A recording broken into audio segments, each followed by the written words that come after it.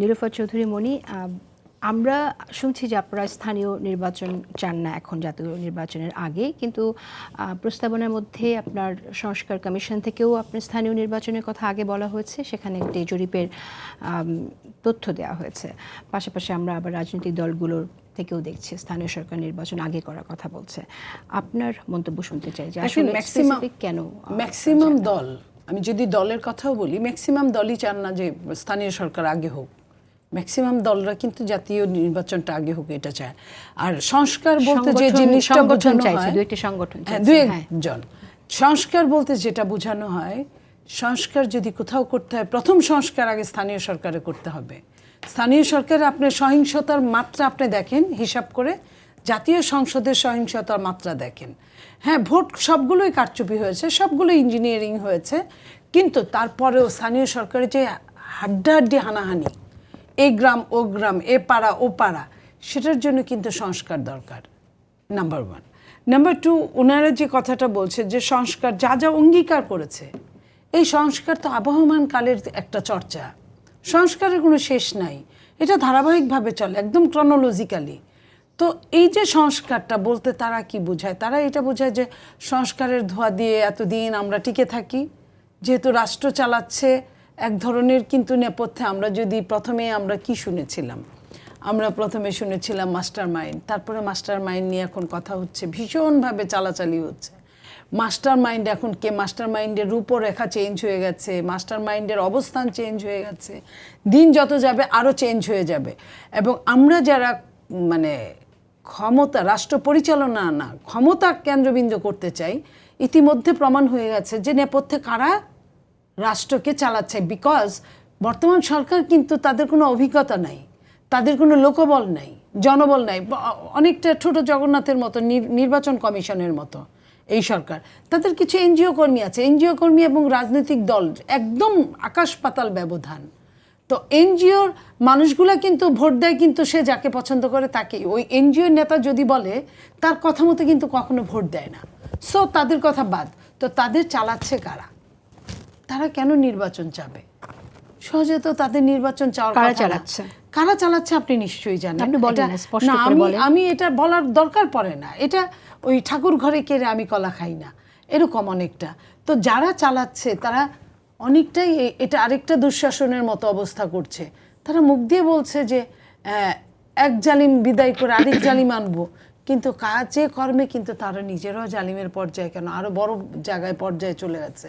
আপনার প্রশাসনের যে অবস্থাটা, প্রশাসন যারা চালাচ্ছে, প্রশাসনে আওয়ামী লীগের লোকগুলা কিন্তু ঘাপটি মেরে বসে আছে। কাউকে প্রায় 13 লক্ষ 13.5 লক্ষ সরকারি কর্মচারীর মধ্যে 10.5 লক্ষই আপনার 15.5 বছরে নিয়োগকৃত।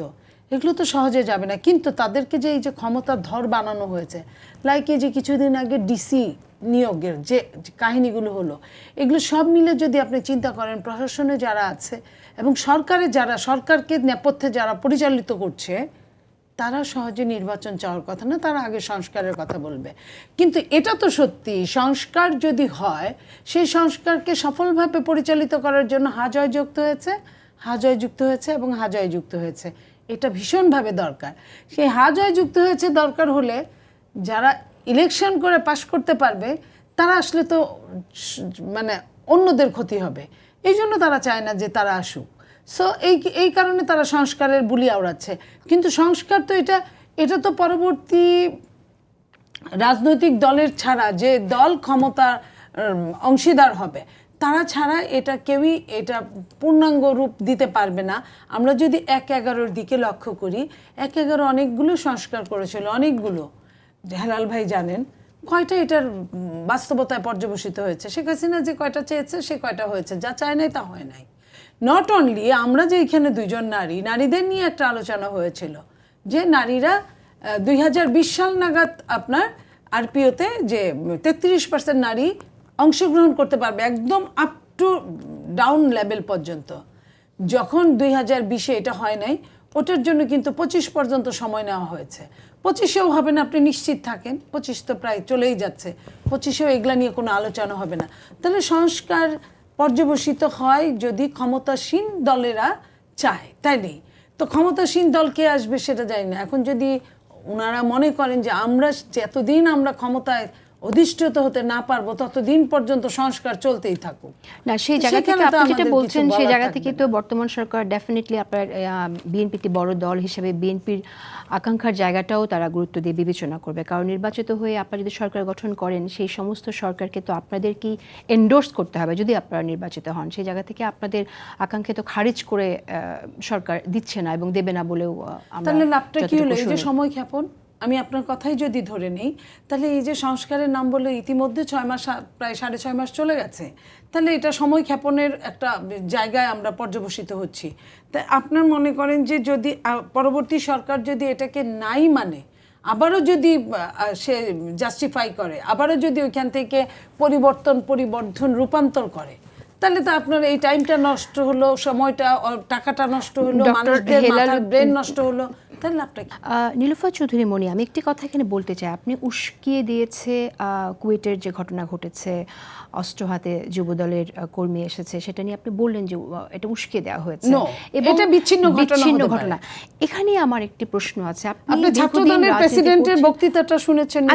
আমি শুনেছি, কিন্তু আমার কথা হচ্ছে যে আপনাদের দল থেকে একটা বিগ মেসেজ, এবং আপনাদের দলের যারা নেতাকর্মী রুট লেভেলে আছে তারাও দীর্ঘদিন ছাত্রলীগের এই অপরাজনীতি দেখে প্রভাবিত হয়েছে কিনা কেউ সেটাও তো আপনারা নিশ্চিত করে জানেন না। সেই জন্যই অ্যাজ এ পলিটিক্যাল পার্টি আপনারা টপ লেভেল থেকে তাদেরকে কোনো মেসেজ দেওয়ার জন্য কোনো উদ্যোগ নেবেন কিনা, যে যাতে এই ধরনের ঘটনা না ঘটে? কারণ এই ধরনের ঘটনা ঘটলে কিন্তু আমরা অতীতেও শুনেছি যে বিচ্ছিন্ন ঘটনা, ভবিষ্যতে যে এটা আসবে না এবং আমরা এটা ঢাকা বিশ্ববিদ্যালয়ে কিন্তু হয় নাই, এটা অন্যখানে হয় নাই। কেন ওইখানে হয়েছে? ওটা বেছে নেওয়া হয়েছে। ওটা বেছে নেওয়া হয়েছে এই জন্য যে ওটা মোফাসলে ওই জায়গায় কিছু হইলে, বা এর আগেও আপনি দেখেন যখন শিবির যখন টর্চার করতো তখন কিন্তু রাজশাহী ইউনিভার্সিটিতে করতো, চিটাগং ইউনিভার্সিটিতে করতো, এদিকে কিন্তু আসতো না, এদিকে কিন্তু ওরকম হতো না। এই জিনিসগুলো আমাদেরকে সবাইকেই বুঝতে হবে যে এটা কে কে আপনার এটা শিকার আর কার দ্বারা এটা শিকার হয়েছে।